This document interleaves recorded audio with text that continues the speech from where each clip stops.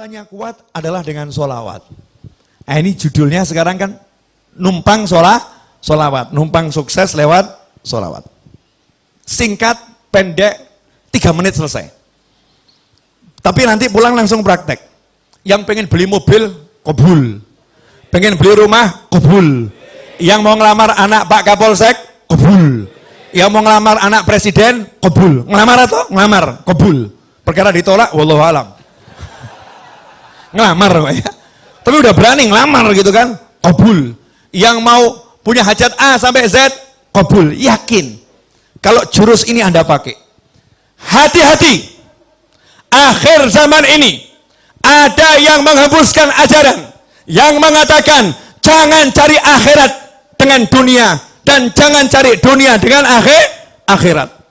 Kamu nggak boleh pakai sholawat untuk urusan dunia. Kamu nggak boleh pakai wirid untuk urusan dunia. Kamu nggak boleh pakai yang namanya zikir untuk urusan dunia. Lihat itu, Rasul bersabda, siapa yang hijrahnya kepada dunia, dia hanya akan dapatkan dunia dan wanita yang dia nikahi. Hijrah saja, kalau nggak untuk Allah, nggak dapat apa-apa. Masya Allah, ini pemahaman sesat dan menyesatkan. Banyak dihembuskan lewat pesan WhatsApp dan mungkin juga beberapa keterangan. Alhamdulillah saya tidak mendengarkan. Halo, kok lihat saya nggak enak kenapa nih? Jadi ada orang sekarang ini suruh baca sholawat nariyah takut. Suruh baca munjiah takut. Kamu mau beli mobil baca nariyah. Ngomong, Habib, apa enggak musyrik? Apa enggak cinta dunia itu, Habib? Masa sholawat buat beli mobil? Sholawat kan buat dapat syafaat. Sholawat kan buat dapat syafaat, bukan buat dapat mobil. Masya Allah. Koplak ini.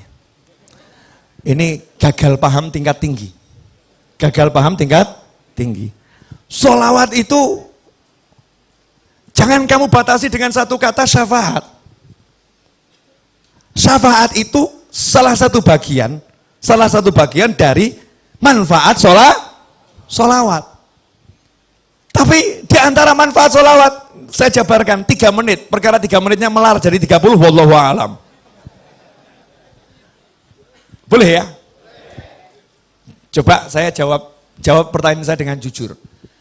Kalau Anda pengen sesuatu urusan dunia, pengen mobil, pengen rumah, pengen punya pasangan hidup, pengen punya apapun yang ada di dunia ini, mintanya ke siapa?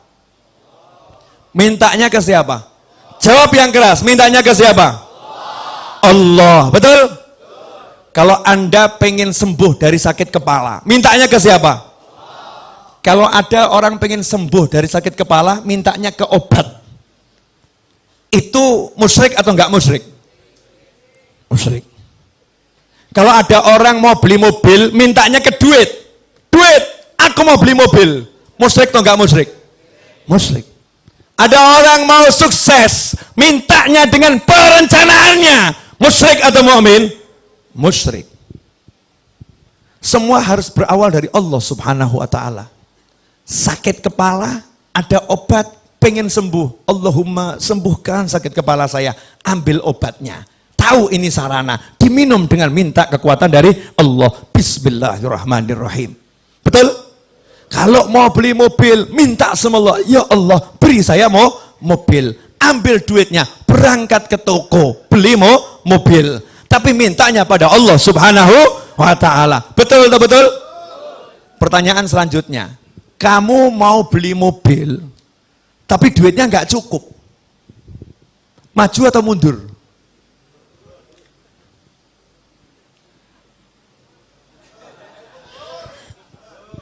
Saya mau tes Anda ini mukmin atau musyrik gitu loh. Kalau kamu mau beli mobil, tapi duitmu nggak cukup, kurang 200 juta, nggak nanggung ya. Lah punyanya berapa? 10.000. Punya 10.000, mau beli mobil harga 200 juta 10.000. Kurang 200 juta, maju atau mundur? Mintanya ke siapa? Mintanya ke? Oh, suruh minta sama Allah kok mundur? Justru karena kamu nggak punya, kamu minta sama Allah. Bilang sama Allah, ya Allah, ini uang 10.000 ya Allah. 10.000 ini nggak bisa dibuat beli apa-apa. Kalau enggak kamu izinkan beli apa-apa. Tapi kalau engkau izinkan, ya Allah, 10.000 ini bisa dapat mobil 200 juta ya Allah. Ya Allah, tolong beri saya mobil yang satu itu ya Allah. Harga 200 juta, 10.000 rupiah. Amin. Kantongin. Allahumma mobil. Terus keluar. Jalan ke showroom. Istrinya bilang apa? Stres atau normal? Stres. Betul kan? Karena istri yang ngukur. Uang 10.000 mau beli mobil. Betul kan ya? Allahnya dibuang. Ini loh akidah yang semerawut. Akidah yang semerawut. Nanti saya akan jelaskan dari Al-Quran, hadis Nabi, kehidupan para ulama, kehidupan sahabat, kehidupan orang yang normal. Kita ini yang nggak normal. Kita yang sakit. Yang sakit nih kita. Boleh saya jelaskan? Nah, jadi kalau minta ke siapa? Allah. Minta tolong sama siapa? Allah. Betul? Kalau minta sama Allah dengan muji-muji Allah, ya Arhamar Rahimin, ya Allah, ya Mun'im, ya Sami', ya Qadir, ya Jabbar, ya Qahar, Asma'ul Husna dibaca semua. Muji-muji Allah. Terus minta, kabul enggak? Nanti dulu. Kamu minta ke Allah dengan semua pujian yang dibaca oleh malaikat muqarrabin dan dibaca anbiya wal mursalin dan yang belum diturunkan ke muka bumi. Kalau tidak kamu awali sholawat, tidak kamu tutup dengan sholawat, ditolak oleh Allah Subhanahu wa ta'ala. Paham tidak? Yakin paham? Paham tidak? Jadi kalau awalnya nggak ada sholawat, akhirnya nggak ada sholawat, diterima atau ditolak? Orang mau nikah, ngurus surat nikah, ya pergi ke kantor urusan agama, bawa dirinya, bawa calonnya, bawa semua perlengkapan, nggak bawa KTP, jadi nggak suratnya? Enggak. Bawa uang 200 miliar, beli tanah, mau buat perjanjian jual beli, KTP nggak punya, kepake nggak duitnya? Enggak, KTP penuhi dulu, baru nanti dilanjutkan tahap berikutnya. Betul atau betul? Kamu puji-puji Allah, Allahnya bilang kalau kamu nggak bawa nabiku minggato, silahkan pergi. Dan itu dibuktikan dalam sholat. Sholat dari awal sampai akhir Allah semua. Bahkan Al-Quran, Al-Fatihah, Ummul Kitab. Habis itu kamu baca 30 juz. Giliran at-tahiyat, kamu udah puji-puji Allah, at-tahiyatul mubarakatus sholawatut thayyibatulillah, kamu syahadat. Tapi kamu nggak mau sholawat, kamu nggak mau sholawat sama Nabi di at-tahiyat akhir. Apa kata Allah? Selesai, batal sholatmu, tidak aku terima. Masya Allah. Berarti sholawat nih penting atau super penting? Lah kok kamu khutbah Jumat, satu masjid nangis, Allah, Habibnya luar biasa, blek semaput. Masya Allah, Habibnya hebat, Allah, pojok blek mati, serangan jantung, karena teriak, rindu sama Allah, Allah, disusul sebelahnya, blek mati. Hari itu dalam khutbah Jumat, 50 korban nyawa melayang. Karena rindu sama Allah. Cuman sayang, khotibnya lupa, gak baca sholawat di dalam khutbahnya. Pertanyaan saya, khutbahnya sah atau batal? Sah atau batal? Sholatnya jadinya sah atau batal? Batal. Yang batal khotibnya atau semuanya? Semuanya. Gara-gara ngapain? Melupakan sholawat. Kalau kamu lupakan nabiku, aku tak butuh dirimu. Allahumma sholli wa sallim alaih. Sholawat. Makanya Habib, kiai, guru, pinter, cerdas. Santri-santri, murid-muridnya diajarin, kalau mau minta sama Allah, sholawatin dulu. Betul kan? Sholawatin dulu. Anak Pak Camat, sholawatin bapaknya. Allahumma sholli ala Sayyidina Muhammad. Allahumma sholli ala Sayyidina Muhammad. Bapaknya ajak maulid, diundang, buat maulid di rumah, bapaknya diundang, Pak Camat diundang. Gak paham Pak Camat nih, kalau anaknya lagi dibidik nih. Nawaitunya, Allahumma berkat maulid. Allahumma sholli. Terakhir selesai, Makanya doa maulid manapun, barzanji, burda, simtuduror, diba, doa itu babnya akhir pasti. Enggak di awal. Setelah solawat, baru apa? Doa. Betul? Jadi kalau hajatmu pengen kabul, kamu pengen duit, kamu pengen rumah, mintanya ke siapa? Ke Allah. Pakainya apa? Solawat. Gak pakai solawat, ditolak sama Allah. Makanya kalau ada orang mengatakan, jangan gunakan solawat untuk mobil, jangan gunakan solawat untuk motor, jangan gunakan solawat untuk hajat dunia, maka jawablah, lantas suruh pakai apa? Kalau nggak pakai minta sama Allah, suruh pakai duit, suruh pakai kerja, suruh pakai usaha, suruh mengandalkan ikhtiarnya, melupakan Tuhannya. Ajaran siapa ini? Ini bukan ajaran Nabi Muhammad SAW. Makanya orang yang nggak punya duit, kalau udah kenal Allah, kenal Rasulullah, nggak ada yang pesimis, optimis. Nggak punya duit, pengen beli mobil, jalan di kampung lenggak-lenggok. Ditanya, kemana? Showroom. Ngapain? Beli mobil. Duitnya ada? Belum. Nah terus proses solawat. Tahap awal, solawatin dulu. Solawatin. Dianggap orang stres. Ini yang normal ini. Yang anggap stres itu yang stres. Bener, gak paham. Nanti akan saya jelaskan. Serius. Yang kedua, dalil tidak terbantahkan. Dan ini yang punya Habib dan Kiai serta murid-murid dan kawannya. Yang lain nggak punya. Cari, cek itu. Cari di Google nanti. Kalau nggak percaya, di Google kalimat ini pakai bahasa Arab. Ya. Satu-satunya amal yang tidak ditolak sama Allah hanyalah sholawat. Yang lain, nanti dulu. Cek, recheck, tolak, terima, tolak, terima. Kalau sholawat, langsung diterima. Meskipun kamu riak, meskipun kamu ujub, tetap diterima. Itu yang namanya sholawat.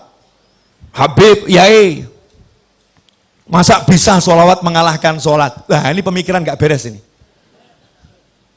Jadi kalau sholawat bisa mengalahkan sholat, seakan-akan ini sholawat sesuatu yang salah. Nah, sholat itu ibadah, sholat itu ibadah. Kalau ada ibadah yang pahalanya memang secara khusus bisa lebih besar dari ibadah yang lain kan ya luar biasa. Dan yang namanya sholat itu bagiannya adalah sholawat. Paham? Jadi kalau nggak ada sholawat, tidak ada sholat. Ini harus dipahami. Sabar. Pelan-pelan. Step by step. Biar tidak gagal paham. Ya. Ayatnya. Innallaha wa malaikatahu yusalluna 'alan nabi ya ayyuhalladzina amanu sallu 'alaihi wa sallimu taslima. Allahumma shalli wa sallim wa barik alaihi. Setiap mau mulai maulid dibaca enggak ini? Dibaca kan? Ayat ini dibaca. Coba diterjemahkan. Inna, sesungguhnya, innallaha, Allah bersolawat kepada Nabi, wa malaikatahu, dan malaikat-malaikat Allah bersolawat kepada Nabi. Hai orang-orang yang beriman. Siapa yang manggil? Allah. Allah manggil siapa? Alladzina amanu. Siapa yang beriman? Anda beriman, saya beriman, kita beriman. Kita dipanggil oleh Allah Subhanahu wa ta'ala. Ya ayyuhalladzina amanu sallu alaihi wa sallimu taslima. Allahumma salli wa sallim alaihi. Hei orang-orang beriman, kalian semua tanpa terkecuali sholawat dan salam kepada Nabi yang banyak dan yang baik. Betul? Ayat ini turun kepada sahabat. Sahabat orang yang paling paham bahasa Arab. Sahabat orang yang paling paham bahasa Arab. Makanya jangan belajar Al-Quran dari terjemahan. Gak pernah sampai nanti. Belajar Al-Quran dari ulama. Gak bisa dari terjemahan. Subhanallah. Nanya sama Nabi sahabat. Amma salam qad arafna. Kalau salam kami udah tahu ya Rasulullah caranya. Assalamualaikum. Tahu salam. Wa kaifa nusalli alaik. Tapi kalau salam kaifa. Mas sholah sama kaifas sholah itu beda. Kalau mas sholah, apa itu sholawat? Bentuknya apa? Bentuk. Bentuk. Tapi kalau kaifa, itu bagaimana caranya bersolawat. Paham? Sahabat tidak pernah mempertanyakan bacaan sholawat. Yang ditanyakan sahabat caranya bersolawat. Antara cara sama bacaan itu dua hal yang jauh berbeda. Sahabat nanya, kaifa nusalli alaik? Jawaban Nabi apa? Qulu, caranya kamu cukup mengucapkan Allahumma sholli ala sayyidina Muhammadin wa ala ali sayyidina Muhammad. Allahumma sholli wa sallim alaih. Bukan bentuknya. Kalau bentuknya macam-macam. Ada sholawat Ibrahimiyah, ya. Ada sholawat yang untuk keluarga Rasulullah, ada sholawatnya sahabat, ya, ada sholawatnya tabi'in, ada sholawat Nabi yang diajarkan ulama di dalam mimpi, macam-macam. Ada sholawat yang dikarang oleh para ulama, bentuknya bebas, bebas. Caranya ini yang benar. Apa caranya? Ucapkanlah Allahumma sholli. Ya Allah, tolong kamu bersolawat. Solawat itu artinya doa. Makanya ketika sahabat diperintahkan bersolawat dalam Al-Quran, sahabat bingung. Doakan Nabi, ucapkan salam untuk Nabi, doakan Nabi. Maka sahabat nanya sama Nabi, cara doakan Nabi gimana? Karena Nabi udah dapat semuanya, gimana mendoakan? Maka sama Nabi diajarin, kamu bilang saja sama Allah, ya Allah, tolong kamu yang doakan Nabi. Allahumma sholli. Ya Allah, tolong kamu yang bersolawat sama Nabi. Ya Allah, tolong kamu yang bersolawat kepada keluarga Nabi Muhammad SAW. Dah, sekarang dicek dulu. Cek. Pemahamannya udah nyampe belum? Yang merintah siapa? Yang dapat perintah siapa? Mukmin. Betul? Allah merintah kita untuk ngapa? Solawat. Solawat kepada siapa? Kepada Nabi Muhammad SAW. Nabi ngajarin kita bagaimana? Minta saja sama Allah, Allahumma sholli, ya Allah tolong kamu sholawat sama Nabi, betul? Ya Allah tolong kamu sholawat sama Nabi. Maka Allah jawab, innallaha wa malaikatahu yusholluna ala nabi. Allah dan malaikat udah terus-terusan selalu sholawat sama Nabi. Kalian yang sholawat sama Nabi. Kita jawab lagi, ya Allah kamu saja yang sholawat sama Nabi. Allahumma sholli ala sayyidina Muhammad. Ya Allah tolong kamu saja yang sholawat sama Nabi. Allahnya jawab, innallaha wa malaikatahu yusholluna ala nabi. Ya ayyuhalladzina amanu sallu alaihi wa sallimu taslima. Kita diajari Nabi, kembalikan ke Allah, kembalikan ke Allah. Ya Allah, tolong kamu saja yang salawat ke Nabi. Allahnya bilang, aku udah salawat sama Nabi dan terus salawat sama Nabi. Malaikatku salawat sama Nabi terus. Giliran kalian salawat sama Nabi. Kita jawab, Allahumma, ya Allah tolong kamu yang salawat sama Nabi. Pertanyaan saya, sejak kapan kamu pernah bersolawat? Pernah enggak kita bersolawat? Enggak pernah. Yang ada itu kita meminta agar Allah bersolawat kepada Nabi. Pertanyaan saya, lah kalau kita minta sama Allah untuk solawat, terus yang solawat siapa? Allah. Yang solawat? Allah. Akankah Allah menolak Allah? Akankah Allah menolak Allah? Tentu tidak. Itu yang pertama. Yang kedua, kita minta kepada Allah untuk kita atau untuk Nabi? Allahumma sholli ala sayyidina Muhammad. Ya Allah, tolong kamu bersolawat pada Nabi Muhammad. Berarti kita minta kepada Allah untuk siapa? Untuk Nabi. Lah kalau ada orang minta buat Nabi, kira-kira sama Allah diterima atau ditolak? Dan mintanya kepada Allah, ya Allah tolong kamu, saya minta kepada kamu sesuatu untuk Nabiku, untuk kekasihmu. Tolong ya Allah. Kira-kira sama Allah dikasih atau nggak dikasih? Dikabulkan atau nggak dikabulkan?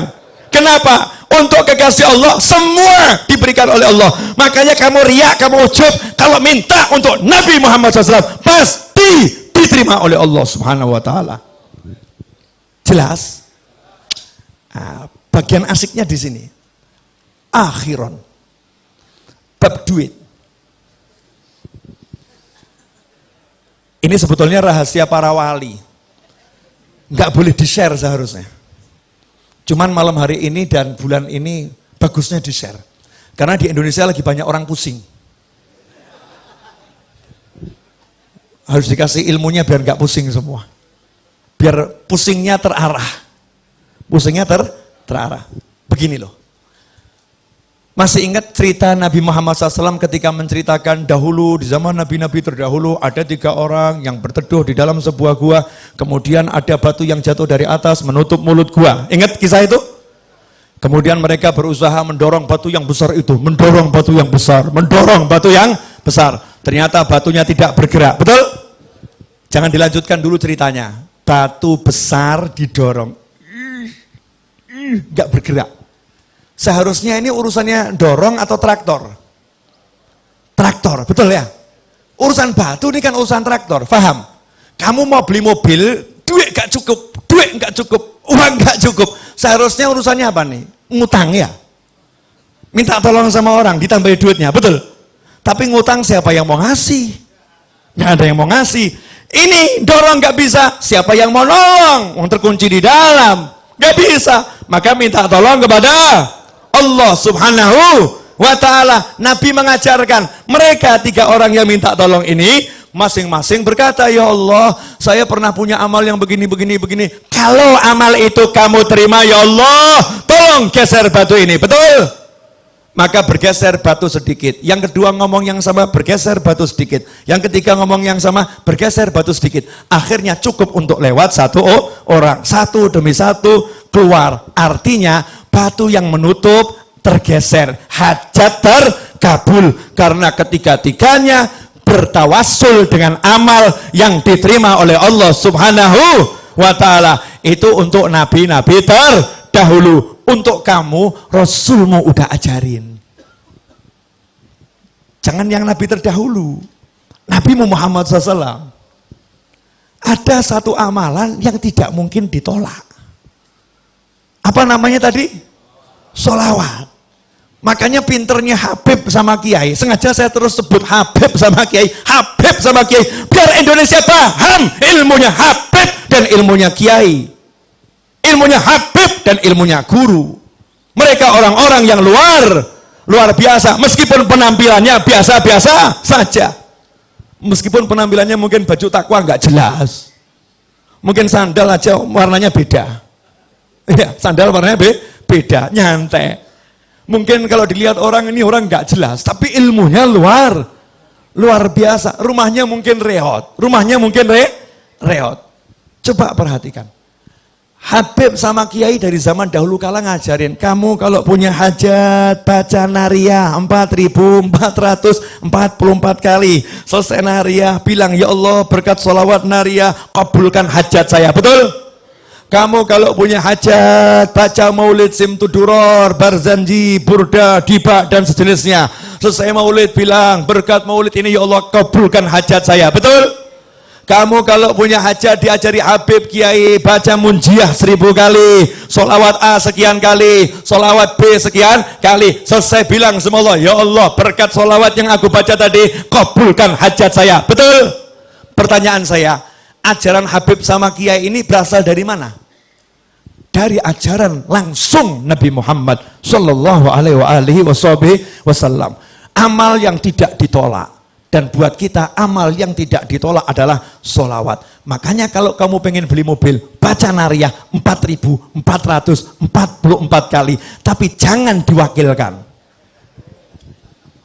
Kalau kamu wakilkan, yang qabul yang mewakili. Karena judulnya ini mau tawasul dengan mujahadahmu. Dengan usahamu. Gantinya dorong batu tadi loh. Usahanya duduk di kamar. Nanti kamu masuk kamar bilang sama istri, Dek saya mau beli rumah dulu ya, jangan diganggu 5 jam. Siapkan kopi, teh, dan makanan. Kunci kamarnya jangan diganggu. Kholwat 5 jam. Nariyah, munjiah. Anaknya ditanya sama ibunya, nanya sama ibu, Ibu ayah mana? Beli mobil. Di mana? Di kamar. Masya Allah. Keluar dari kamar ya. Ayahnya ada tamu, terus anaknya cerita, ayah tadi beli mobil. Oh iya benar, di mana? Di kamar. Masya Allah. Tamunya nanya, iya betul, iya. Gimana caranya? Nariyah 4.444 kali. Hasilnya sebentar lagi saya harus keluar dulu. Hasilnya sebentar lagi saya harus keluar dulu. Baru dia keluar, jalan ke pasar, jalan cari obyekan, jalan dia bergerak. Nanti itu sholawatnya akan bekerja. Sholawatnya akan bekerja. Loh, kalau Nabi yang terdahulu saja umatnya di dalam gua nggak ngapa-ngapain, diem saja, gerak sendiri. Lah kamu udah pakai sholawat, masih pakai kerja, nggak kabul ya nggak mungkin. Mana imanmu, mana yakinmu, mana percayamu? Jangan percaya dengan fata morgana. Pekerjaan itu fata morgana, perencanaan itu fata morgana, ajaran nabimu itu nyata, saudara-saudara. Allahumma sholli alaihi. Jelas. Masing-masing buat rencana kelihatannya nih. Mulai pulang mau sholawat. Mau sholawat. Mujahadah, baca sholawat. Ini kalau semua ngamalin, sampai nanti sudah terwujud, komisi nggak nyampe Solo, awas. Oh, namanya guru tuh harus dapat komisi. Yang ngajarin kan ya. Perdagangan kan begitu kan ya. Yang ngajari kan dapat apa itu? Hak cipta ya. Royalti. Nah, royalti gak usah banyak-banyak, udah 10%. Royalti 10%. Ikhwani rahimakumullah. Jelas yang saya sampaikan? Jelas? Sekarang hidup ringan atau berat? Ringan ya. Gak usah repot, kita punya Nabi Muhammad sallallahu alaihi wasallam. Ada yang masih ngeyel, mungkin nonton orangnya. Sebentar. Masih belum puas. Oke, satu lagi. Yang di rumah tuh masih belum puas dalilnya. Wa may yattaqillaha yaj'al lahu makhrajan wa yarzuqhu min haitsu la yahtasib. Siapa takwa kepada Allah, Allah akan selalu memberikan solusi untuk masalahnya. Apapun itu masalahnya, wa yarzuqhu min haitsu la yahtasib. Dan Allah akan selalu memberinya surprise rezeki. Rezekinya surprise, rezekinya kejutan. Tidak bisa difikir dari mana datangnya. Tahu muncul. Itu namanya min haitsu la yahtasib. Bahasa kerennya surprise. Itu kerennya. Rezekinya surprise. Ayatnya itu. Lihat asbabun nuzulnya. Asbabun nuzulnya tentang suami istri yang anaknya tertawan oleh musuh. Terus suami istri ini menghadap Nabi Muhammad SAW. Terus ngomong sama Nabi, anak saya ditawan musuh. Apakah Nabi kirim pasukan untuk membebaskannya? Apakah Nabi mengatakan, satu sahabatku nyawanya seperti nyawa seluruh umatku, maka akan kukerahkan seluruh pasukan untuk bebaskan anakmu? Apakah seperti itu? Enggak. Nabi mengajari, pulanglah kamu ke rumah, ajak istrimu, bacalah haula wala quwata illa billah. Maka sang suami pulang ke rumah, sampai di rumah istrinya dikasih tahu. Apa jawaban istri yang solihah? Masya Allah, petunjuk yang luar biasa. Ini anaknya ditawan. Nabi nggak kirim pasukan. Nabi nggak kirim pasukan khusus. Nabi tidak buat perencanaan untuk pembebasan secara zahir. Tapi Nabi ngajari ngucap la haula wala quwata illa billah. Istri ini mengatakan, ini cara yang paling hebat. Ini petunjuk yang luar biasa. Sekarang suami pergi ke tempat kiai, pergi ke tempat habib, penuh dengan yang namanya masalah. Kemudian diajarin Kiai Habib, baca Simtudurur di rumahmu setiap malam Jumat, akan selesai masalahmu. Pulang ke rumah, ngomong sama istri. Istrinya menjawab, maulid lagi. Urusannya duit kok suruh baca maulid. Urusannya utang nggak selesai kok suruh baca maulid. Na'udzubillah, amin. Mana perencanaanmu? Mana strategimu? Rasulullah nggak membuat strategi, sahabatnya tidak suruh membuat strategi, suruh duduk zikir kepada ilahi Rabbi. Hasilnya subuh, ketok pintu rumah, anaknya datang, assalamualaikum, rangkulan nangis. Anaknya datang bawa kambing sejumlah lembah itu ya, lembah. Di riwayat yang lain kuda sebanyak itu, masya Allah. Maka sang ayah ini langsung ngadep ke Rasulullah SAW. Ya Rasulullah, anak saya udah pulang, selamat, bahkan bawa rampasan perang. Ternyata anaknya ketika ditawan, yang nawan dibuat tidur sama Allah. Kemudian anaknya bisa melepaskan ikatannya. Anaknya kemudian melarikan diri. Dan ternyata kambingnya saat itu, atau kudanya saat itu, semua ikut sama anak tersebut ke Madinah Nabi Muhammad SAW. Sehingga sampai depan pintu, orang tuanya bahagia, anaknya bahagia, kambingnya juga bahagia. Kambingnya hijrah nih. Dari tangan orang kafir ke tangan muslimin. Apa kata Nabi? Muncullah itu turun ayat, wa may yattaqillaha yaj'al lahu makhrajan wa yarzuqhu min haitsu la yahtasib. Makanya kalau kamu pengen solusi, kamu pengen rezeki, jalannya takwa. Dan salah satu jalan takwa yang terbaik adalah sholawat pada Nabi Muhammad sallallahu alaihi wasallam. Makanya kalau ada orang mengatakan jangan jadikan sholawat untuk cari dunia, orang ini tidak paham ilmunya Allah dan Nabi Muhammad SAW.